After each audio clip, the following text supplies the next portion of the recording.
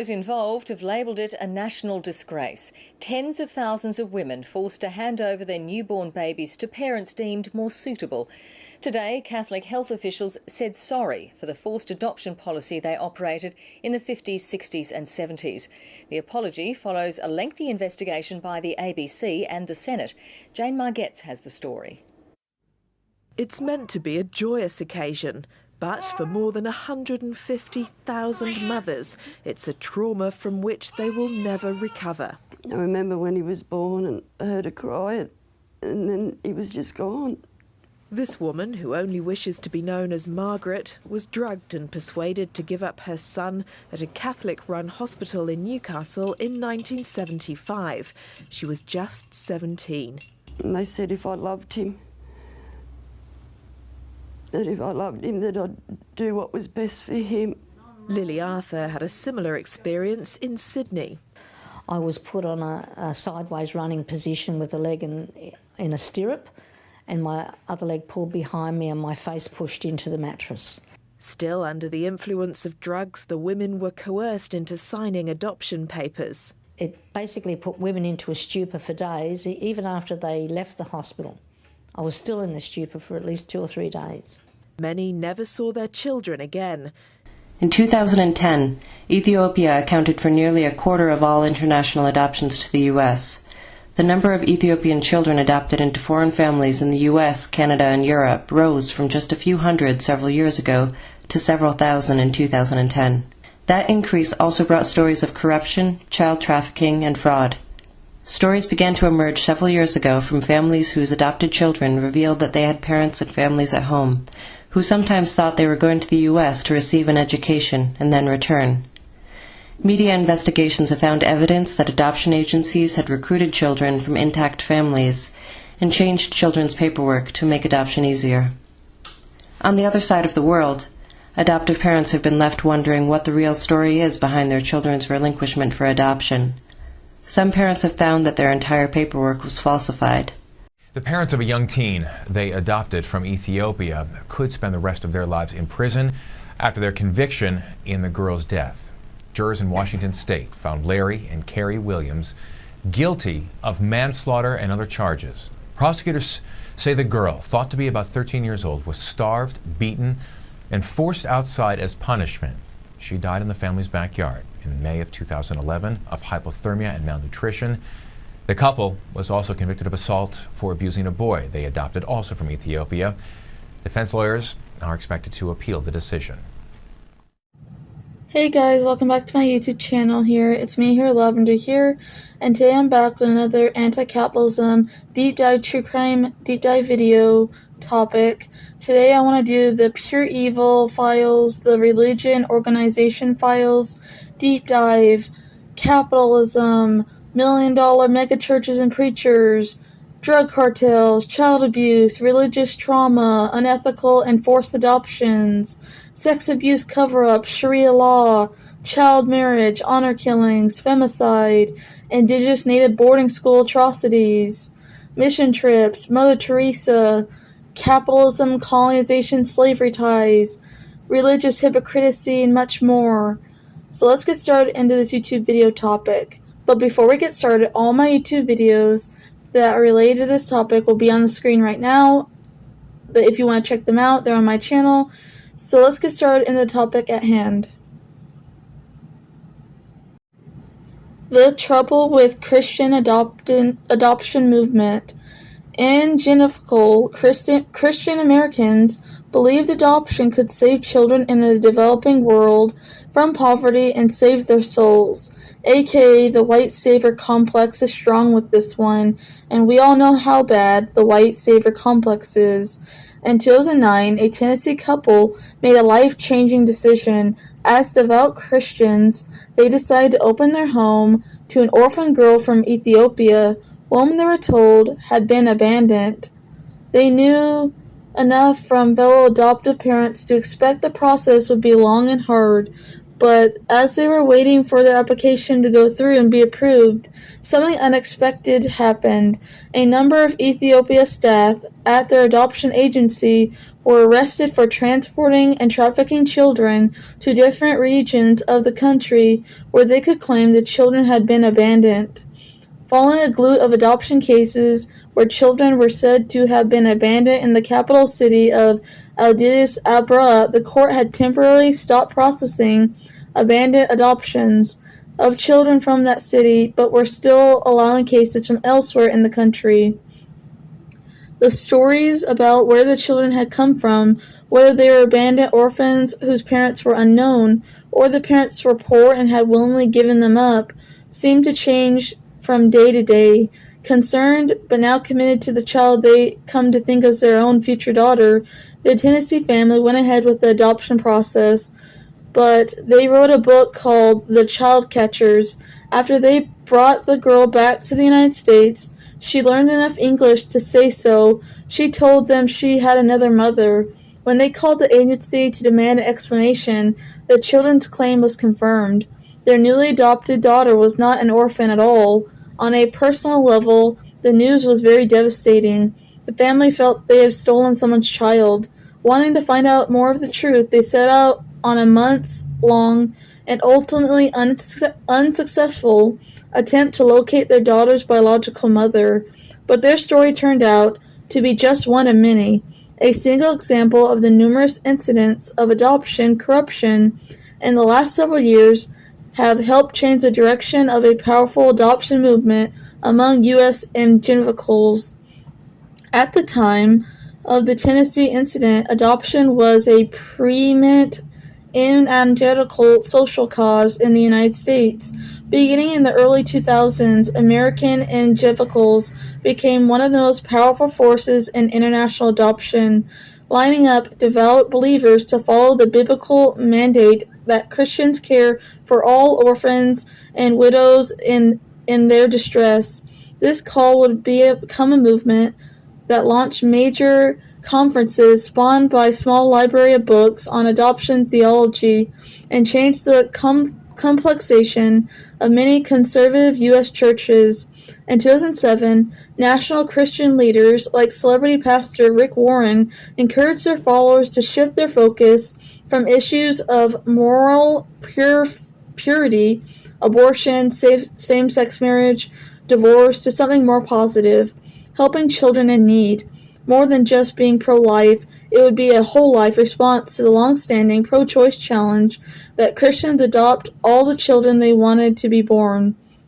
It would also be an extension of existing evangelical engagement with global development and health issues. Promoting adoption would help rebrand U.S. evangelicals from moral scolds to children's champions.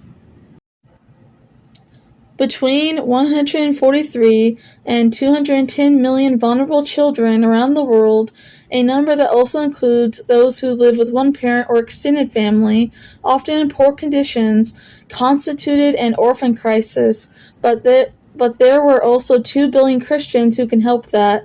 If just a fraction of those claiming to be Christians stepped up to adopt, the movement's leaders argued, parentless and hungry children as a category would cease to exist.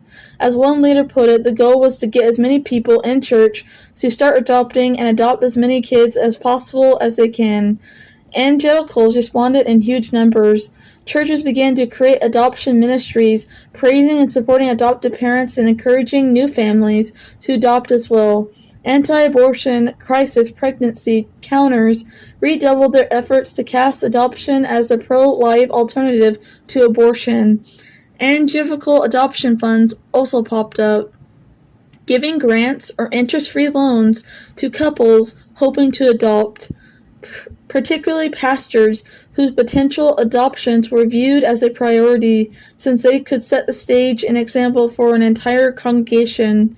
In 2009, the Southern Baptist Convention, the second largest denomination in the United States, passed a resolution directing all members to consider whether God was calling on them to adopt. A coalition group, the Christian Alliance for Orphans, grew to encompass more than 100 evangelical nonprofits and groups united around orphan care.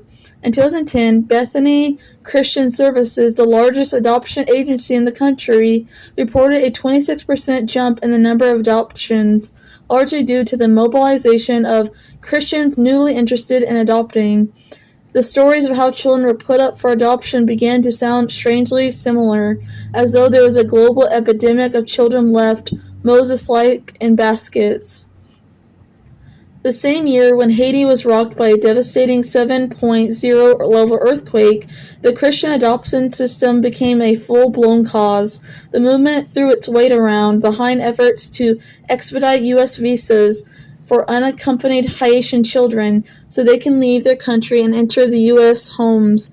So many prospective adoption families inquired about Haitian earthquake orphans, and Bethany Christian Services began diverting applications and applicants to other countries like Ethiopia, which were then undergoing adoption booms. Thanks to a combination in poverty and lax laws, the crisis and subsequent response also gave birth to the most notable scandal in the young Christian adoption movement, when a group of Idaho Baptists traveled to Haiti to gather orphans off the street with the intention of bringing them to the yet unbuilt adoption center in the Dominican Republic. None of the children, it would turn out, were actually orphaned at all. Many children were relinquished for adoption because of poverty alone. Some families who gave up their children for adoption later explained they thought the child would one day return to them, or when they were older that the adopted family was becoming a sponsor of the birth family back home, and it would help them transcend their circumstances. On rare occasions, there were stories about how babies were simply brought or kidnapped. Ethical problems in adoption didn't start with the modern Christian movement. In the early days of the United States adoption domestic system, from 1854 to 1929, some 100,000 to 250,000 East Coast children were taken away by workers at the Children's Aid Society and early child welfare organization. Children were taken away from inner city slums, put on orphan trains, and shipped west to be adopted. Domestic adoption took on new life from the 1950s to the early 1970s. This period saw the spread of maternity homes, where millions of unwed pregnant women were sent to live in confinement and deliver their bastard babies in secret. What many of these mothers now call the baby swoop era, before relinquishing them to infertile couples. International adoptions also gained popularity around the same time, effectively starting in South Korea. Biracial, mail-order Korean infants were removed to the United States by the thousands, sometimes to poorly vetted homes that were unprepared to parent children from another culture. Around 2010, a new set of problems began to emerge. There was a proliferation of stories like that of the Tennessee family, where children were said to be orphans that turned out to have a living family, who in some cases expected them to return. In the United States, some adoptive families caught up in the movement mission-based call to adopt as many children as you can. Did so ended up with supersized families, with sometimes tragic consequences and results. Some adopted children were abused or even killed at the hands of their adopted parents, like 13-year-old Ethiopian adoptee Hannah Williams, whose case was documented in 2013. A shocking number of stories emerged of children who had been sent away from their families, sent away from their forever families, either to new, unvetted adopted homes, back to their countries of origin, or just cast out on the streets, or child trafficked online by rehoming groups. The Catholic Church put up 30,000 children for adoption without the mother's consent. For decades, churches forced unwed mothers into adoptions created just after World War II. Institutions run by nuns took in underage girls and pregnant unmarried women until the late 1980s. These women were subjected to wage theft, unpaid labor, humiliating conditions, and in some cases sexual abuse. During childbirth, some women were even given general anesthetic, while others had to wear a mask, all ways to prevent mothers from seeing their child, who were immediately separated after birth. Some women were even sterilized after this. Others were forced to sign a document renouncing their child or were told the child was stillborn. The children were then sold and trafficked for large sums of money, between $10,000 and 30,000 Belgium francs, roughly between £250 and £750, sometimes much more, to adopted families. When Francine Gilliger gave birth at age 15, she felt like she lost her voice. Gerler lived at the Estvol home of unwed mothers and said the workers of the home coerced her into placing her baby up for adoption. They literally took him from my arms, she said. The adoption record notes that she was tearful, but Garter said I was sobbing hysterically, uncontrollably, and on the ground begging the social worker to let me keep my baby. Now she is lobbying for the church to make an apology for forcing her and other women and girls to relinquish and give up their children for adoption, or receiving services in the church maternity homes.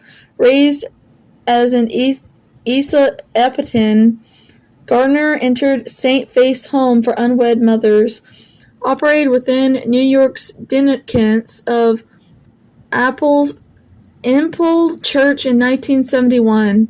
The adoption records include the birth mother told the social worker she knew she had given up her son as there was no other way, but she loved him and wished she could have kept him.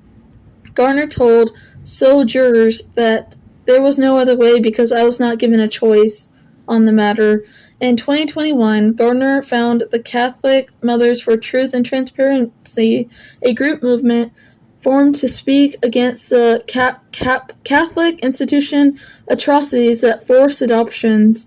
The mothers successfully advocated for a 2021 Connecticut law to allow adoptees to access their original birth certificates and records. The baby swoop era estimates that 1.5 million mothers were forced to relinquish their infants to adoption during this time. Unmarried mothers in the United States and other countries face coercion by social workers and attitudes towards sin. Young, single, mostly white women who became pregnant were commonly sent to live at these maternity homes, often against their will. Most maternity homes were operated by religious institutions, but in the decade leading up to World War II, historian Regina Cancel found that the social workers shifted to thinking of unwed mothers as deviant or even psychotic and unfit to parent. They increasingly began practicing relinquish and adoptions, believing it to be the best interest of the child. In some maternity homes, mothers were granted entrance. In some instances, in some maternity homes, mothers were not granted entrance unless they agreed to relinquish their child. Once there, mothers were isolated from society, their families, and the father of their children. Then, ultimately, their child, according to sociologist Gretchen Session. Researchers agree that about 20% of babies born to white unwed mothers were relinquished during this era and given to adoption. I opened up an ancestry. I had over 3,000 hits. All of these random names were popping up, and it said close family. We all matched the name Klein. I think it was some sick experiment for him. Most of us have blonde hair, blue eyes. It was almost like this perfect Aryan clan. It's disgusting. Its oldest son, Josh, works in the field of genetics. Strange things started happening. No surprise that on a free night, he chose to watch Our Father on Netflix. Dr. Klein was the best infertility doctor in Indianapolis. Our Father, the true story of Indiana doctor Donald Klein. How he used his own sperm to impregnate women without their knowledge. And how dozens of siblings figured out he was their father. Yeah. Josh instantly felt connected. It really hit me because that's what I do every single morning. Taking medicine for an autoimmune disease which affects just 8% or less of the population. He ordered a 23andMe kit before the film was even over. Little did the 6'4" former Division I volleyball player know that decision would drastically change his life. I walk around. The woman he watched in that movie turned out to be his real-life sister. Cared for thousands of patients and became a specialist in fertility medicine. In 1991, he was honored as Nevada's Physician of the Year, but the good doctor harbored dark secrets. 5 years ago, Dr. Fortier was accused by a former patient of using his own sperm during artificial insemination procedures back in the 70s. So, fertility doctors use their own sperm to get patients pregnant. The children want justice. Netflix Our Father tells the tale of an Annapolis fertility clinic whose doctor, who impregnated nearly 100 of his patients with his own sperm after lying to them that the sources were anonymous donors or their husbands. Clean's activity occurred during the 1970s and 1980s, long before DNA tests like 23andMe became popular. Once these tests became available, of course, it was only a matter of time before the new technology would prove what happened. One of Clean's secret children, Rebecca Blanchard, took a 23andMe DNA test and discovered that she had 7 half-siblings. She reached out to them and soon learned the truth. Their shared father was their parents' trusted fertility doctor. As more and more people added to the DNA 23andMe's database, the size of Clean's progeny grew even larger. It stood at 94 at the documentary's release, but that number may now be significantly larger and higher. The doctor pleaded guilty, paid a $500 fine, and received 2 suspended sentences. He served actually no time in jail. A lot of us children were physically abused, sexually abused, and mentally abused.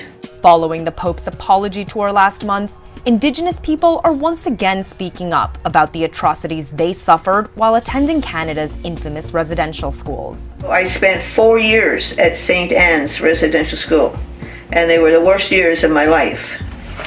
Evelyn Korkmaz had been living with her community in northeastern Ontario before moving to a residential school in 1969. Right away, I realized that it was a cold environment. People were not friendly. You know, the nuns and the priests, they treated us like animals. They slapped us, on the back of the head. They told us we were dirt. We had numbers on our clothing rather than, calling me Evelyn. Evelyn said she witnessed her young classmates being taken away in the middle of the night. Sometimes I would see a girl being taken from the line or a boy taken from the line. In the middle of the night, somebody would be, a girl or a boy would be taken from their bed. Later on, as I became an adult, I realized they were being taken to go and get sexually abused somewhere. Native American boarding schools, both the United States government and Catholic Church, had a hand in the establishment and operation of the Native American Capitalism Atrocities boarding schools, where for nearly a century, thousands of children were sent without their parents' consent. After many were forced onto reservations, Native families sustained further trauma as children were taken away from their parents without their consent and often with the threat of violence or legal repercussions should they refuse. According to the National Native American Boarding School Healing Coalition, 523 boarding schools operated at various times in the United States alone, and by 1926, there were nearly 61,000 Native children in these schools, which existed in 38 states and impacted Alaskan and Hawaiian Indigenous peoples as well. That comes out to 86% of all Native school-aged children in the United States at that time. If this sounds like ancient history, consider the fact that the system of boarding schools continued through the 1960s. Legislation passed by Congress in 1978 finally put the power of consent back in the hands of the parents. There were a number of ways that boarding schools set out to wipe Native identity from the minds and spirits of children, including cutting boys' hair, which would typically only happen upon the death of a tribal elder, giving students angelized names, and prohibiting students from speaking their native language or practicing their native customs and spirituality. Richard Henry Pratt, an American military officer and one of the early proponents of these boarding school systems, once infamously summed up the government's approach: kill the Indian and save them. In 2021, Secretary of Interior Deb Haaland, an Indigenous woman herself, launched a federal investigation in which results revealed that the physical, sexual, and emotional abuse were rife and were taking place at these institutions. Officially, Over 500 children died at these various boarding schools in the United States, although that number is sure to grow as more research is done. Both marked and unmarked grave burial sites have been identified at least 53 different schools. Over 600 bodies were found at another Catholic school for Indigenous children in Canada. Leaders of Indigenous groups in Canada said Thursday investigators have found more than 600 unmarked graves at the site of a former residential school for Indigenous children, a discovery that follows months of report of 215 bodies found at another school. The bodies were discovered at the Marville Indian Residential School, which operated from 1899 to 1997, where the Koskis First Nation is now located, the capital of Saskatchewan. This was a crime against humanity and assault on First Nations, said Chief Bobby Cameron. The story relating to the cotton one that NTV has been keeping a keen eye on. Well, he abused girls aged between 11 and 13 years of age, physically tortured the children under his care, among other child rights abuses. And now the American missionary Gregory Dow, who pleaded guilty to 4 counts of illicit sexual conduct with a minor before an American court, will spend the next 16 years behind bars for the vile acts he committed. His sentencing comes 3 years since fleeing Kenya when the offenses became public. Ngina Kiruri has more. U.S. District Judge Edward Smith categorized Gregory Dow as a missionary from hell before handing down a sentence of 188 months, which is 15 years and 8 months in jail. Gregory will be under lifetime supervision upon release and is prohibited from interacting with children aged 18 or younger. He is also to register as a sex offender in all U.S. states. The inconceivable acts took place here between 2008 and 2017. Gregory had been caring for at least 83 orphaned and vulnerable children alongside his wife Mary Rose, who is not on trial in the United States. For locals, the sentence is welcome. Mission trips, they cause more harm and bad than good. Faith often calls people to humanitarianism. They love God so much they want to spread His generosity everywhere. Mission trips may seem like the answer to this call since they involve helping people in poor conditions, but they are not as humanitarian or selfless as they may seem. They are typically self-serving, narcissistic, racist, and can even be directly harmful to the people in the regions these mission trips go to. It's important to understand the connection between mission trips and colonization. Spanish missionaries were instrumental in America's colonization, displacing hundreds of thousands of indigenous people into missions, converting them and stripping them of their indigenous culture and heritage.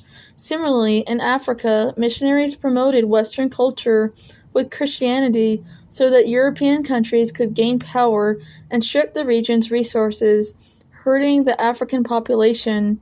Faith was used as a justification for this colonization, and the Bible was used to justify slavery because in the Bible, slavery was not condemned whatsoever. A mission trip attendee will often post pictures of themselves in Guatemala or Uganda or wherever, surrounded by locals with a caption about how inspiring they are and how this trip changed their life. The attendees' posts center around themselves. The locals aren't even named or mentioned or talked about individually, but instead serve as props for the missionaries' self-promotional posts. Mission trips are also self-serving because they treat symptoms of poverty without targeting the cause. This is usually because Western nations are behind the cause. Haiti, for example, has been hurt by the United States since the beginning, from trade embargoes to military occupations to U.S. exporting their products, ruining local Haitian businesses. The United States has always pushed Haiti into poverty. Missions can be harmful in other ways. Renee Batch was a U.S. missionary with a faith-based charity in Uganda. Her charity acted as a children's hospital, but Batch had no medical training whatsoever, and this led to the death of 105 children in 5 years. Unfortunately, there were also many circumstances of missionaries who turned out to be pedophiles, predators, and rapists. They used their images as godly, selfless people to get away with these atrocities, abusing those very children they claimed to help, and abusing and targeting vulnerable populations. Just like Betch did, missionary work prioritizes Western enjoyment over black and brown people's lives. It allows exploitation photos to be taken and posted online. Mother Teresa was a horrible person. The conditions in her homes for the dying were deplorable. Money that was donated to her mission was funneled off to the Vatican. Much of that money was used to settle lawsuits for sex scandals to protect clergy who not only raped, but also brutalized young children. Mother Teresa's sainthood is a fraud, just like she was. Mother Teresa dedicated her life to eradicating poverty. She gave up the 20th century world of materialism to help the destitute and diseased, often risked her own life on the front lines of her missionary work. She said sweet things like, "Peace begins with a smile." By that time of her death in 1997, she had won a Nobel Peace Prize and was operating 517 missions in 100 different countries, or at least that is the official line created by the 35 years of aggressive campaigning by the Catholic Church in order to make Mother Teresa the poster of modern-day Catholicism. Our fascination with figures like Mother Teresa, white men and women, are also applauded for the work of saving people in non-white areas makes it blatantly clear just how enriched white supremacy still is in our collectivity. She publicly bragged about coercing vulnerable populations and people into conversations on their deathbeds. Her staunch views on women's bodies were made clear when she declared abortion the biggest destroyer of love and peace, a speech she received a standing ovation. She was a loud critic of contraception and divorce laws and spent most of her life campaigning in country after country against women's rights. While she claimed to believe that these issues were the enemies of those she was supposedly trying to help or save or convert, she was happy to be a hypocrite where it concerned her rich white friends, such as Princess Diana, for whom she lent her public support to after her divorce from Prince Charles. He saw the struggle of those in poverty as admirable. She envied it. She thought it brought them closer to God. She likened their suffering to Christ on the cross, and in the worst years, she encouraged and condoned it. Even within her hospitals and orphanages, this abuse was especially rife in India, where she had risen to fame. Qualified doctors who visited her institutions were appalled at the inhumane conditions. Medical care was administered by volunteers with no medical training. Hygiene was substandard. Needles were reused until they became blunt, which is a biohazard. Pain management was non-existent, and staff were not able to make distinctions between those who were dying and those who had curable illnesses. In the 1950s, Mother Teresa helped form a home for the dying, where people who lived like animals could come and die like angels. She told those in pain that they were being kissed by Jesus, yet on her own deathbed was happy to accept the very best medical care they had to offer on her. One reporter who went undercover in one of the homes described the conditions as squalid, with nothing on the walls but pictures of their mother, and attendees that laughed at children who had soiled themselves after being tied to beds all day. There was no dignity in the supposed care of these white-robed nuns. The church made sure there was plenty of pictures of her holding those children, though. She claimed that God told her to help the poor while living amongst. But in the peak of her career, Mother Teresa's career, she spent very little time in Kolkata, the city which she has become so synonymous with. She was jetted off to country after country, one day rallying against divorce laws in Ireland, the next being photographed with victims of natural and industrial disasters, none of which saw any shares of the millions of pounds of funding her charity was receiving at that time. Mother Teresa claimed her mission was wholly apolitical, but on reaching the heights of fame, she spent most of her time directly intervening in political affairs across the globe. Flooded with criticism, a sudden about-face from the Archdiocese. Church leaders apologize for soaking homeless people sleeping in cathedral doorways. But today, it's turned into one public relations mess for Catholic Church officials. Here's the story. St. Mary's Cathedral drenches homeless people with water. CBS has learned that St. Mary's Cathedral, the principal church of the Archdiocese of San Francisco, has installed a water system to keep the homeless from sleeping in the cathedral's doorways, but there are no signs warning the homeless about what happens in these doorways. At various times, all throughout the night, water pours from a hole in the ceiling about 30 feet above, drenching the alcove and anyone in it. KCBS witnessed it soak homeless people and their belongings. The water isn't really clean in the area. There are cigarette butts everywhere and cardboard. There's no drainage system, so water just pools. A neighbor who witnessed the drenching told KCBS, "I was just shocked because it is so inhumane to treat the people this way." The second thing is that we are in a terrible drought, so it's like water wastage and water usage.